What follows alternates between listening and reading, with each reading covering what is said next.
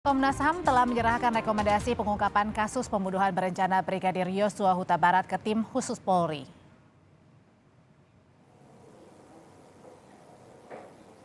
Dalam laporan pemantauan dan penyelidikan, Komnas HAM mendapat lebih dari 300 potongan video dan foto dari tim khusus Polri, termasuk bagian video yang tidak tersebar di publik, di mana Verdi Sambo bertanya pada ajudannya soal kejadian di Magelang. Dan ini memang kami potong untuk menunjukkan beberapa potongan. Lebih lengkapnya terkait dengan temuan Komnas HAM dan Komnas Perempuan dalam kasus pembunuhan Brigadir Yosua, kita sudah terhubung dengan Komisioner Komnas HAM BK Ulung Hapsara dan Komisioner Komnas Perempuan Siti Aminah tadi. Tapi kita terlebih dahulu akan bertanya ke Komnas Perempuan dulu. Selamat petang, Mbak Siti. Selamat petang, salam sehat selalu. Salam sehat Mbak Siti. Jadi katanya Ibu Putri ini takut melaporkan ada kekerasan seksual. Apa yang ditakutkan Ibu Putri ketika mau melapor? Jadi Komnas Perempuan bersama Komnas HAM memang melakukan pemeriksaan gabungan, termasuk meminta keterangan terhadap Ibu P, S, dan mempelajari hasil asesmen dari tim psikologi klinis ya. Memang ada dugaan kuat terjadi kekerasan seksual di Magelang pada tanggal 7 Juli 2019. Nah, konteksnya memang Ibu P berkali-kali menyatakan malu, menyalahkan diri sendiri, dan ingin mati gitu ya. Pada proses-proses di awal kami berinteraksi dengan Ibu P. Nah, malu dalam hal ini sebenarnya tadi yang ingin kami sampaikan bahwa korban kekerasan seksual itu mengalami hambatan di dalam pelaporan. Hambatan itu berkaitan dengan stigma terhadap kekerasan seksual sebagai aib dan seterusnya. Nah, Ibu P merasa malu ia menjadi korban kekerasan seksual.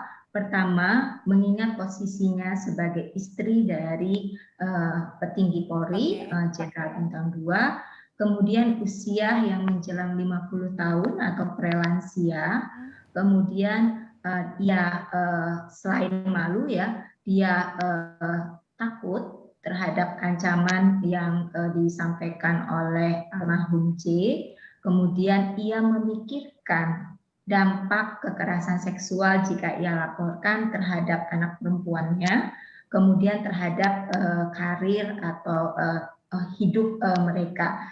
Jadi hal itu yang mempengaruhi Ibu P terhadap kekerasan seksual, dan kemudian yang harus dipahami tidak hanya dalam konteks kasus Ibu P, pengambilan keputusan bagaimana kasus kekerasan seksual itu dilaporkan itu kerap tidak ada pada korban, melainkan pada orang-orang yang ada di sekitarnya yang memiliki dominasi terhadap korban. Biasanya itu ayah, suami, atau saudara laki-laki. Termasuk misalnya bagaimana penggunaan istilah. Pelecehan seksual dan kekerasan seksual adalah dua hal yang berbeda. Tapi misalnya di dalam pelaporan yang disampaikan di tanggal misalnya 9 Juli itu disebutkan pelecehan seksual gitu ya. Itu Mbak yang disampaikan. Jadi artinya untuk kasus dugaan pelecehan seksual ini hanya berdasarkan pembicaraankah ataukah ada hasil visumkah juga? Iya, kekerasan seksual ya Mbak. Kalau yang pelecehan seksual itu kan yang dilaporkan kemudian dihentikan. Oke. Nah, yang kami dapat adalah keterangan dari Ibu P, kemudian keterangan dari S, dan kalau dikontekkan dengan visum, memang karena Ibu P di awal ini untuk visum ini ya repertum itu belum dilakukan karena tadi malu, kemudian ada banyak hal yang dipikirkan ya terkait dengan penilaian dampak terhadap anaknya, kemudian menyalahkan diri sendiri dan seterusnya. Jadi memang belum dilakukan visum et repertum. Berarti Namun, artinya hanya berdasarkan baru pada berdasarkan ini ya, obrolan ya, Mbak Siti? Bukan obrolan, itu pemeriksaan. Hmm. Oke. Selain dari keterangan Ibu PS juga keterangan dari atau hasil asesmen psikologi yang dilakukan oleh psikolog. Ya. Nah, itu adalah petunjuk awal untuk melakukan penyelidikan, ya. Karena ada petunjuk awal, maka kemudian kami merekomendasikan kepada kepolisian agar keterangan Ibu P, keterangan S, kemudian hasil asesmen psikologis itu dijadikan petunjuk awal untuk memeriksa atau melakukan penyelidikan kekerasan seksual di Magelang. Oke, baik, nanti saya ke Mbak Siti. Saya mau nyapa dulu, ada Mas BK Ulung, Komisioner Komnas HAM. Selamat petang, Mas BK. Selamat sore, Mbak. Mas BK, tadi diungkapkan dalam konferensi pers juga ada beberapa video, foto yang dirilis. Apakah ini ada perbedaan dengan foto video yang dimiliki oleh tim khusus Polri? Begini, tentu saja sumbernya sama, hanya kemudian memang kami dapatkan raw material yang diperoleh dari proses pemantauan dan penyelidikan Komnas. Jadi sumbernya tentu saja sama, hanya kemudian kami mendapatkannya bahkan dari recycle bin, dari handphone milik seseorang yang pada tanggal 8 itu ada di TKP begitu. Oke, nah terus kemudian ada temuan juga, ada obrolan Verdi Sambo yang mengumpulkan ajudan-ajudannya, itu terjadinya di mana, Mas BK? Ya, jadi ya pasca tanggal 7 ketika ada di Magelang, mereka kembali ke Jakarta tanggal 8, terus kemudian memang berkumpul di Saguling, rumah Saguling 3, dan kemudian di situ Pak Verdi Sambo kemudian mengumpulkan atau mengkonsolidasikan ADC begitu. Setelah kemudian mendengar pengakuan atau cerita dari Bu Putri terkait kejadian yang terjadi di Magelang tanggal 7 begitu. Nah, dari situ kemudian skenario, terus kemudian perintah-perintah dari Pak Verdi Sambo itu disampaikan kepada ADC begitu. Jadi skenario kemudian perencanaan itu adanya di Saguling ya? Betul. Oke, Mas BK, tadi Mas BK juga katakan dari Komnas HAM bahwa ini tergolong extrajudicial killing. Apa yang dimaksud extrajudicial killing ini? Iya, jadi extrajudicial killing, pembunuhan di luar proses hukum begitu. Bahwa kalaupun misalnya J itu diduga melakukan kekerasan seksual kepada Bu Putri, seharusnya kemudian itu dilaporkan kepada pihak berwenang, aparat kepolisian untuk diproses selanjutnya. Tidak kemudian ditindak seperti yang sudah kita ketahui bersama begitu. Oke, Mbak Siti, tanggapannya ketika tadi ada temuan dugaannya kekerasan seksual, tapi tidak dilaporkan, malah mengakibatkan Brigadir Yosua justru dibunuh. Iya, tadi yang disampaikan, jadi memang kekerasan seksual itu baru disampaikan secara detail kepada FS setelah pulang ke Jakarta. Dan betul bahwa kemudian seharusnya sebagai juga anggota Polri, dugaan kekerasan seksual yang dilakukan di Magelang harusnya dilaporkan ke kepolisian. Dalam artian dilaporkannya, itu kan dilaporkan, tapi dilaporkannya dengan mengatakan itu terjadi di Jakarta, ya. Padahal itu terjadi di Magelang. Oke. Nah, tapi itu Putri yang bilang itu? Kenapa, Mbak? Itu yang dibilang oleh Bu Putri? Iya, jadi Ibu P sedatangnya di Saguling, ia bercerita semua peristiwa apa yang terjadi di Magelang. Jadi di Magelang ia belum cerita, hanya memberikan informasi bahwa terjadi sesuatu, tapi detailnya belum. Nah, itu baru disampaikan ketika tiba di Saguling. Oke, ketika Oke, Mbak. Jadi dalam hal ini yang harus menyambung apa yang disampaikan oleh Mas BK, tidak boleh ada perampasan hak hidup terhadap siapapun, termasuk terhadap Oke. brigadir Mbak Siti. atas dugaan kekerasan seksual atau tindak pidana lainnya. Oke, Mbak Siti, pada saat tadi Ibu baru bercerita apa yang terjadi di Magelang, kemudian terjadilah proses pembunuhan berencana dan Ibu Putri juga dikenakan pasal 340, apakah mungkin ada penuturan dari Putri Chandrawati sendiri bahwa akhirnya ia ikut juga dalam pembunuhan berencana karena takut mungkin ada sang suami di situ atau seperti apa yang diceritakan Ibu Putri? Mbak Audrey, saya pikir hal seperti itu, mari kita tunggu proses pembuktian di pengadilan. Karena bagaimanapun kita harus sama-sama menjaga due process of law dan praduga tidak bersalah. Tapi yang disampaikan kepada kami bahwa Ibu P mengalami kekerasan seksual dan ia ada di Saguling, kemudian ikut ke rumah dinas.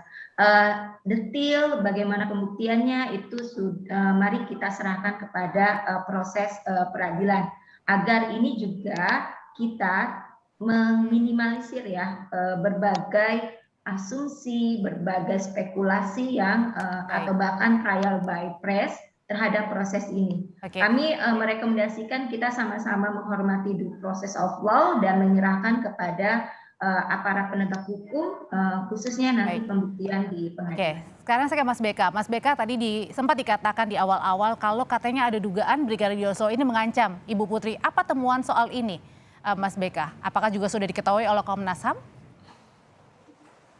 Ya, tentu saja apa yang tadi kami sampaikan pada saat konferensi pers terkait dengan proses maupun juga temuan-temuan faktual itu didasarkan pada keterangan-keterangan yang ada, dan itu sudah saya kira Komnas HAM sudah merangkum semuanya dan kemudian menyampaikannya kepada publik. Jadi detail-detail apa yang terjadi, terus kemudian buktinya apa, faktanya apa, keterangannya apa juga disampaikan, termasuk juga kaitannya dengan ancaman itu adalah ancaman bahwa ketika Joshua itu menelpon saudari V itu menyampaikan bahwa ada ancaman dari si Kuat begitu, yang jadi, kemudian diartikan sekuat itu. Oke, jadi temuan dari Komnas HAM adalah Joshua yang merasa diancam, tapi dari sisi tadi kalau tidak salah di awal-awal dikatakan bahwa Joshua lah yang mengancam Ibu Putri.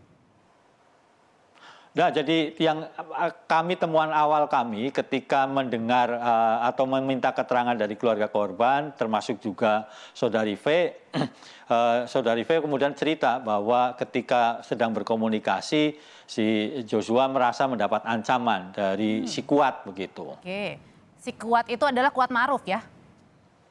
Iya, Kuat Ma'ruf. Dan kemudian ini kan sebagai rangkaian begitu dari peristiwa yang ada di Magelang begitu. Oh, oke. Setelah itu apalagi temuan dari Komnas HAM yang patut harus dicermati ya, juga, Mas BK?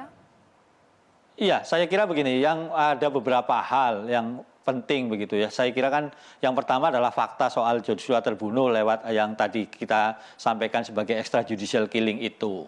Yang kedua kemudian ada dugaan kekerasan seksual yang ini harus ditindaklanjuti oleh penyidik supaya lebih terang prosesnya dan ketika di pengadilan nanti bisa terbukti atau tidak.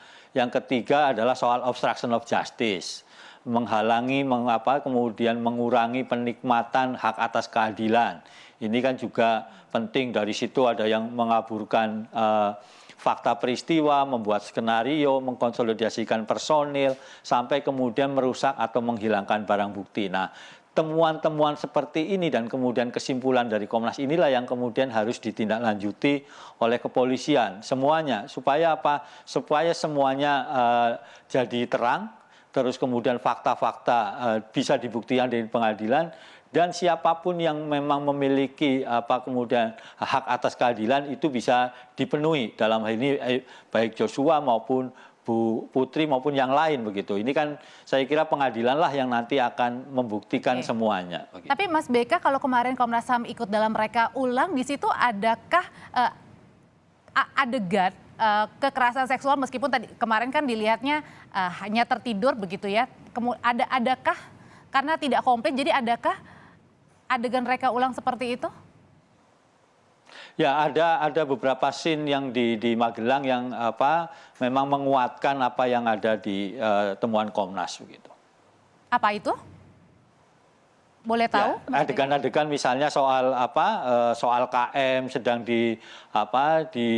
dinasehati Bu Putri untuk lebih sabar begitu, terus kemudian juga soal memanggil RE dan RR supaya pulang begitu, dan lain, saya kira itu juga ada. Itu panggilan memberikan ketenangan karena adanya dugaan kekerasan seksual yang dialami Ibu Putri. Betul. Dan dugaan kekerasan seksual itu diduga dilakukan oleh korban, dalam hal ini Brigadir Yosua. Atau ada yang lain, Mas BK? Jadi temuan Komnas adalah adanya dugaan kekerasan seksual yang dilakukan oleh Brigadir J kepada saudari PC. Oke, tapi bagaimana mungkin ada juga rekomendasi dari Komnas HAM untuk bisa menemukan fakta adanya kekerasan seksual yang dialami Ibu Putri dari korban? Ya, saya kira kan tadi seperti yang sudah disampaikan Mbak Ami ya dari Komnas Perempuan, saya kira penyidik begitu bisa menindaklanjuti informasi atau temuan-temuan awal Komnas HAM dan Komnas Perempuan yang memang meminta keterangan dari Bu PC, terus kemudian saudari S, dan juga keterangan-keterangan dari ahli psikologi klinis yang mendampingi Bu Putri dari awal sampai sekarang terkait dengan dugaan kekerasan seksual itu. Baik. Dari situ penyidik menindaklanjuti dan membawanya nanti ke proses pengadilan, dan pengadilanlah yang membuktikan apakah memang ada kekerasan seksual atau tidak. Kalau ada kekerasan seksual, artinya Bu Putri harus dipulihkan. Kalau tidak ada, Brigadir J harus dipulihkan. Seperti itu mekanismenya. Oke, Mbak Siti, kapan terakhir ketemu dengan Ibu Putri? Kami bertemu dengan Ibu Putri tanggal 23 Agustus ya. Oh, cukup lama ya sebelum mereka ulang ya, dan sebelum pemeriksaan juga ya. Iya, jadi sebenarnya Komnas Perempuan dan Komnas HAM melakukan pemeriksaan 2 kali dan juga membangun komunikasi dengan tim psikolog klinis. Namun jauh sebelum itu dalam mekanisme sistem penanganan terpadu penanganan kasus kekerasan terhadap perempuan, Komnas Perempuan pernah berjumpa dengan Ibu P untuk mengetahui kondisi psikologisnya. Dan memang di dalam 2 pertemuan pertama itu hal yang selalu disampaikan adalah ada 3 kata, yaitu tadi ya, malu, ingin mati, kemudian satu lagi ada 3, malu, takut, dan ingin mati. Yang kemudian dalam perjalanan dan juga bantuan dari teman-teman psikolog, ingin mati itu berkurang di 2 pertemuan terakhir. Dan saya pikir ini adalah hal yang sistem penanganan yang cukup baik, di mana korban atau pelapor kekerasan seksual itu sejak awal didampingi oleh psikolog, kemudian mendapatkan akses bantuan hukum. Baik, jadi untuk dugaan kita harapkan pola ini juga diberlakukan untuk pelaporan kekerasan seksual lainnya. Baik, jadi ada dugaan kekerasan seksual yang harus perlu mendapat pendalaman setelah tadi Komnas HAM juga memberikan beberapa kesimpulan rekomendasi untuk tim Sus Polri. Terima kasih Mas BK Ulung, Komisioner Komnas HAM, dan Mbak Siti Aminah, Komisioner Komnas Perempuan.